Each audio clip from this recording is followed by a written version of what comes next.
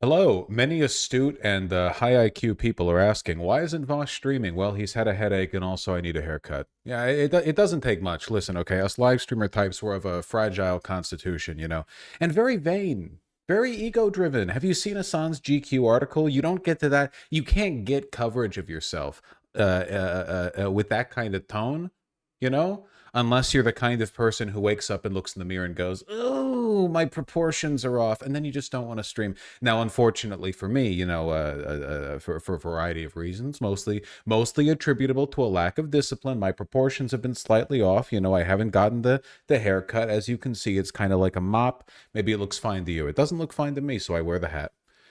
What the hell am I talking about? I actually forgot. What am I talking about? Gavin Newsom. Yeah, I got bad news, folks. Gavin Newsom's bullshit's starting to work on me. I know. I know. Listen, I hate the guy. I really do. Gavin Newsom is the most like American psycho ass cutthroat, doesn't care about anything except seeing himself in the big chair kind of guy there is. He's got no principles. He is relentlessly anti-homeless. He has massively exacerbated the worst elements of California's handling of the homelessness crisis, which is really bad in the state of California, the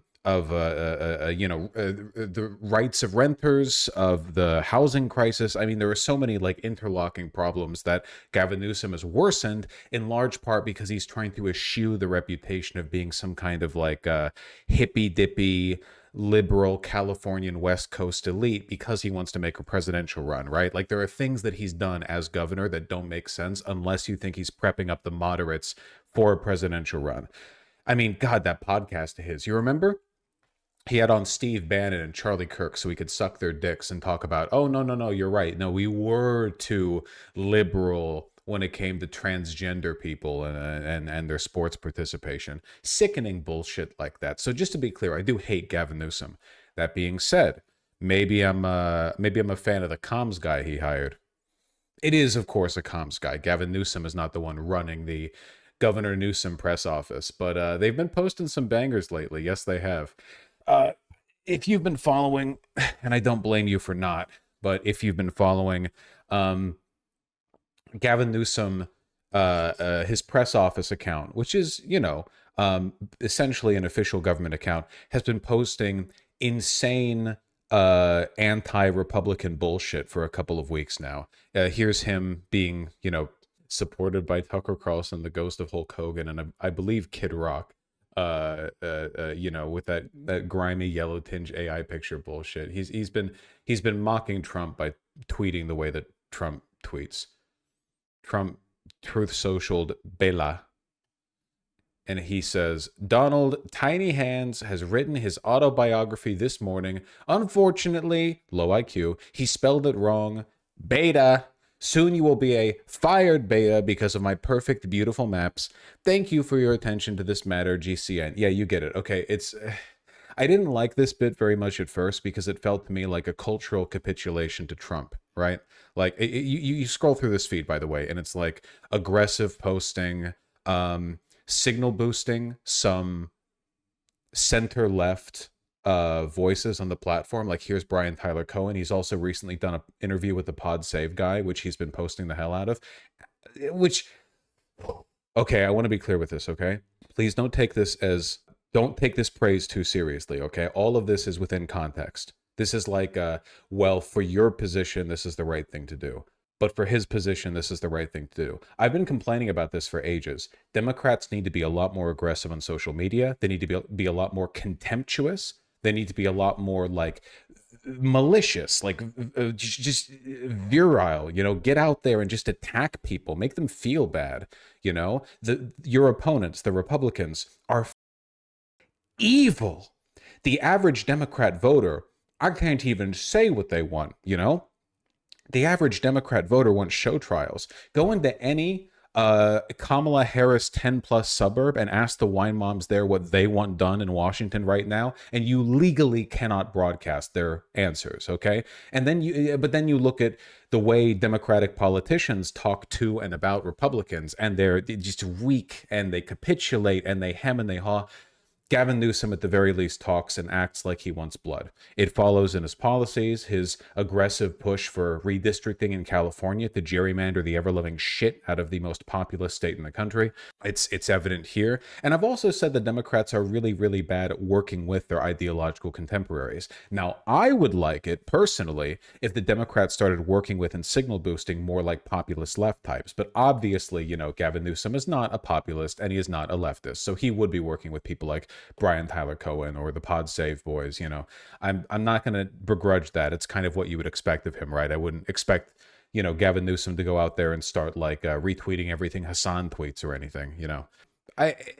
He's winning me over a little bit. It's good strategy. It's acceptable strategy. It's not even phenomenal strategy, but it's acceptably good strategy in an era that has largely been defined by Democrat abstemiousness. I wanted to take a look at the you can take a look at the tweets that he's been throwing out there, and he's been tweeting quite prolifically, or at least his aide has been. And it's been kind of funny to see the way the Republicans respond to it, because he's basically just like beat for beat talking like Trump.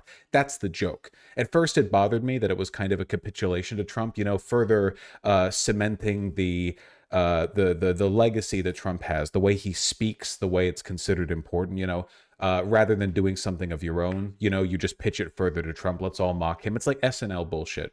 But he's committed to it enough that honestly, it started to wrap around to be funny for me. So I don't know. Maybe I'm a weakling. Guarantees. That's just the bottom line in all of this. Gavin Newsom, meantime, posting this on X, Liz, using all capitals, of course, trying to mock Trump, use Trump style. He's been doing this for a while now. He says, quoting, Trump just fled the podium with Putin. No questions, nothing. Total low energy. The man looked like he'd just eaten 3 buckets of KFC with Vlad. Admit it, Donnie J. You're terrified because this was the worst week of your life because of me, Gavin C. Newsom. I think he's trying to be funny. I don't know what he's trying to do, but it comes across as childish. And you're the governor of the biggest state in the union. What are you doing? And I will say it's also really funny that, and I've seen this from multiple people, not just this blowhard dipshit, but also people like Michael Knowles, who have tried to after spending years being aggressive anti-intellectuals and sucking Trump's dick, try to fold back on it and go, yes, I can't say I like the energy coming from Gavin Newsom. Behavior totally unfit for his office. And it just doesn't work, right? You have riled the Republican base up into a state of near permanent hysteria and anti-intellectualism. There is no vestige of there is no vestige of intellectualism in the right as a political movement. There is no space there for intellectuals. All of the so-called intellectuals are either obscenely stupid or they merely pretend at intellectualism when in reality offering banal populist, chum to throw into the water. Jordan Peterson being an example, right? Jordan Peterson was entertained for a time as a kind of right intellectual, in reality deeply stupid, brain melted, but he offered the affect. Now he can't even offer that, in part because his brain is melted further, but also because there's no market for it. Who on earth in 2025 is out here supporting Trump and then they turn around and go, yes, time for me to consume some intellectual political commentary? It's not happening. So to do this sneering elite bullshit where they're like, yeah, well, ignore the past decade of how Trump has acted, now let's pretend we're offended by how Gavin Newsom is acting. It's pretty funny. It doesn't sell to their audience. It doesn't work. And they really can't attack Gavin Newsom on Watch here because everyone sees he's just doing what Trump does. I don't think the hypocrisy argument normally works that well against fascists because they're usually gleeful about their hypocrisy. They love it when they do something bad and then you go to them and you go I can't help but notice that you've done a bad thing even though you've said bad thing is bad. They love it. Because to them, they're getting away with it. They love that shit. They're like the petulant older child in the older sibling who, gets to eat the extra cookies. And then they say, well, no more. And then they get to eat more. And then you're like, but you've noticed you've eaten extra cookies. How curious. And they're like, yeah, I have. They don't give a shit, right? But this doesn't really work because it's not a hypocrisy argument from the left, really. It's more just holding a mirror up to them and watch them get irritated, objectively obnoxious behavior and make fools out of themselves trying to call it out. I don't know. It's playground, child playground bullshit, but that's kind of the level we're operating at politically. It's not like anyone's going to change anyone's minds with a intellectual argument anymore, right? Like at this point, it's pretty much just Looney Tunes slapstick and, you know, who was or wasn't on Epstein's island, a question we all know the answer to, but are still asking for some reason. It's pretty goddamn funny. I actually wanted to take a look really quickly. I normally, when I'm off stream, I don't normally like going over video stuff because I feel like, at least from my perspective, I get a lot at having chat scroll to my side. Maybe this sort of keeps me sane because having to encounter this bullshit otherwise without the buffer of chat along with me going, wow, these people are stupid, makes me feel like I'm going insane. That's the difference between you and me, right? It's not actually like I have a greater tolerance for the right wing's bullshit. It's just that I am cemented and sort of like buffered by the community response. You know, it does make a big difference having other people along with you to go, hey, that's crazy, because then you feel like you're not crazy. I wanted to take a look a little bit at this pod save bit. Only 16 minutes. Will we even make it that far? What's up, Gavin? What are you doing? Let's start with the big announcement today. Can you walk our listeners through the process that California is going to go through to redraw their maps for the 2026 midterms? So on Monday, the legislature will introduce in both houses a constitutional amendment that includes new maps that will be done in a transparent way to request of the voters on a special election on November 4th to move forward with mid-decade redistricting that in essence will neutralize or neuter whatever happens in Texas. We won't move forward. It's a trigger. Unless Texas or other Republican states move forward. It will be temporary. It will. See, I will say I don't like this. If you're fighting an existential battle for your existence, you don't get to opt out of it, right? You're fighting to fight, right? If you're in an argument at a bar and a guy draws a gun on you, you can choose to walk away from that, but you don't get to choose whether he shoots into your back. You know, your choice right there is to commit everything you have to survival or don't and die. I don't think that California's redistricting should be temporary, and I don't think it should be conditional. I think that it should happen unconditionally, and I think it should be permanent. I think that the Republicans need to be stamped into the dirt. You know, even framing it like this, because the Republicans aren't. You need like fire and zeal behind your political maneuvering. You're not going to win as many people over with this, like, well, as a temporary measure in response to the anti-democratic actions of the Republicans, we're going to, you know, possibly nudge a conditional response. No. You're fighting for the future of the country here. You have to plant your feet in the ground. This, along with Trump's future executive order allegedly banning mail-in votes and voting machines. I mean, we're fighting for like the literal continued existence of the global superpower. Okay, we do not have the luxury of getting to go, oh well, you know, if they go that far. No, they already have, and they'll go further, and we need to go as far as we can.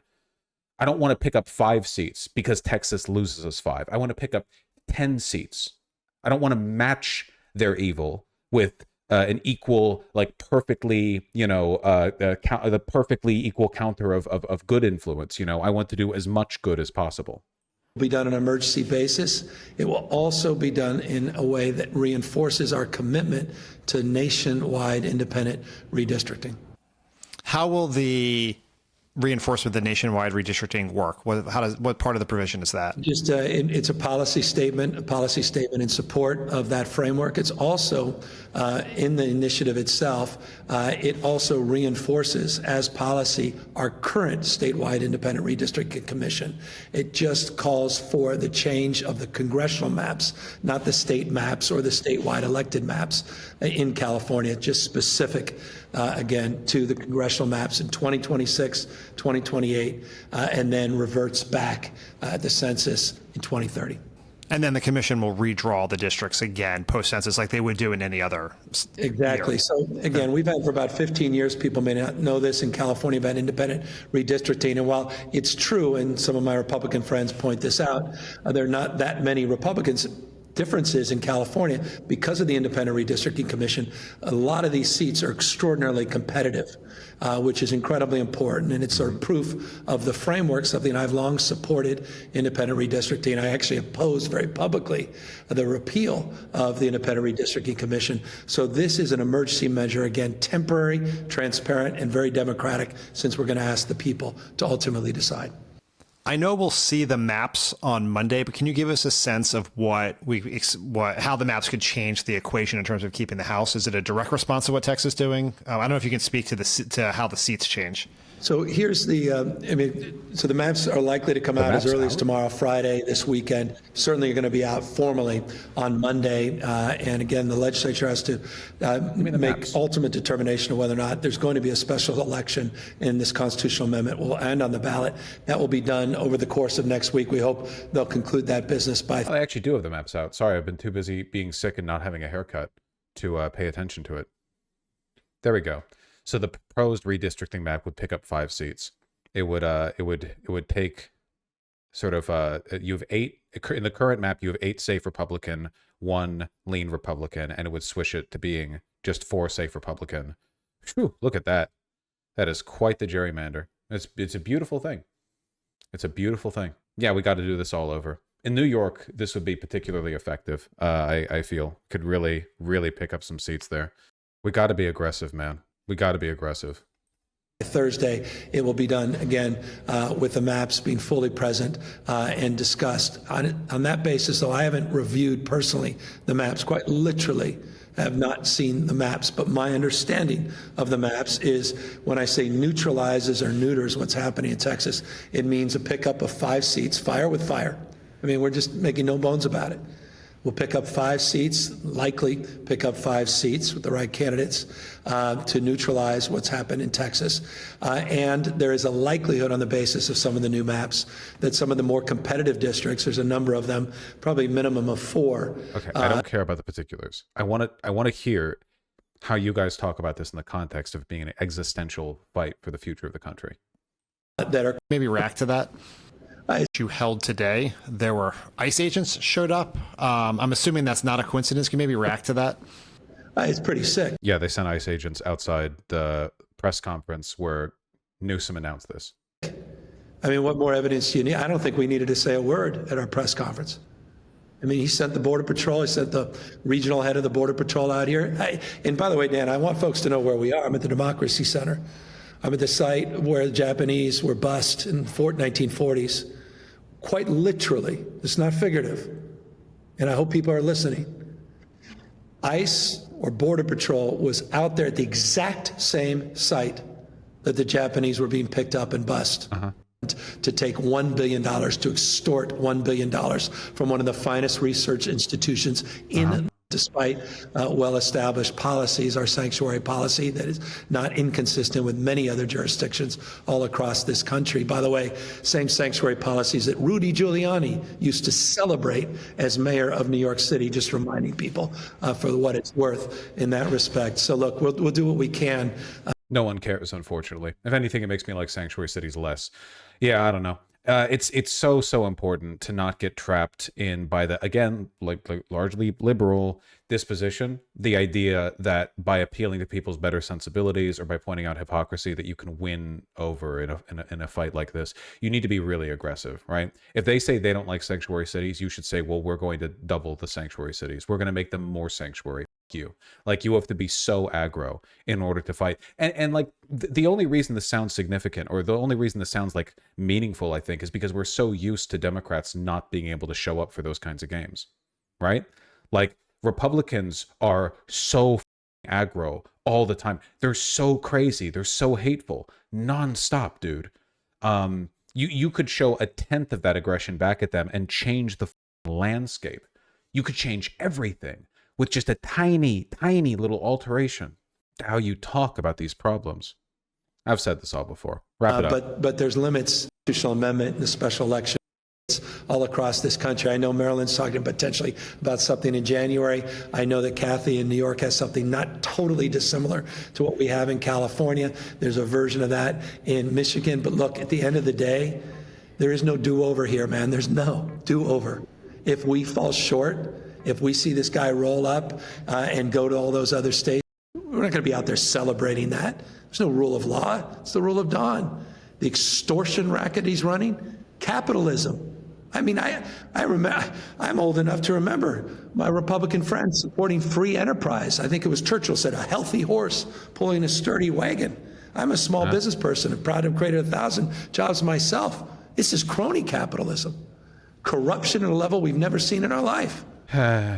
I know he doesn't care because he doesn't believe in anything, but I wonder like how many Democratic strategists there are out there who have caught on to the fact that the crony capitalism line moves literally no one. Nobody cares. No one has ever gotten up in the morning and gone to a protest over outrage that in this extremely capitalist hellscape of corruption that we all live in, that capitalism is being done wrong. Outrage at the idea that, well, listen, okay, the ideal system is something close to this, but it's not quite like this. It's being mismanaged. This just doesn't work on anyone. It doesn't even work on liberal policy wonks. Like, listen, I don't know about you guys, but I follow like a decent number of liberals on Twitter, you know, like the Globehead types or whatever. And they don't really talk like this either. Like, for the most part, they're also saying unspeakable stuff about Republicans. They're also saying, like, you know, we need show trials or whatever. They're not motivated by like policy wonkery in an oppositional sense, right? Like, they're not getting up out of bed every morning full of hate because of their policy wonkery. Oh, capitalism's being done poorly. They're getting up out of bed knowing Republicans are evil and destroying the country. You know, the policy wonkery is not the means to the end. The policy wonkery is something that you apply and engage with when you have the ability to. And right now, we do not have the ability to. We are not in that zone right now. Not even close. God, wouldn't that be nice? Wouldn't it be nice if we were in a political position, in a political reality, where we could have the conversations that policy wonks would like to have? We could sit down and talk about these, the specifics to you know, securities and exchange regulation or housing policy or zoning and redistricting, but we can't do these things because, again, it's an existential battle, right?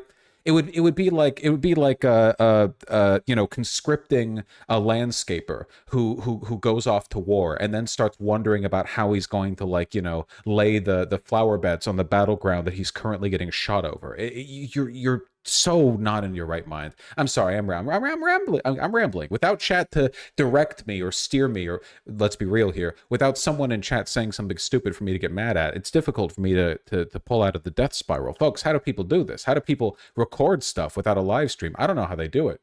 If I was, I don't know, H Bomber guy or something, well, I guess they have a script, right? Yeah, they have a script. They don't just like talk into a microphone. They have a script. That sounds so difficult. That's crazy. I can't believe people do that. All right, let's go to the last like 10 seconds. Sign off.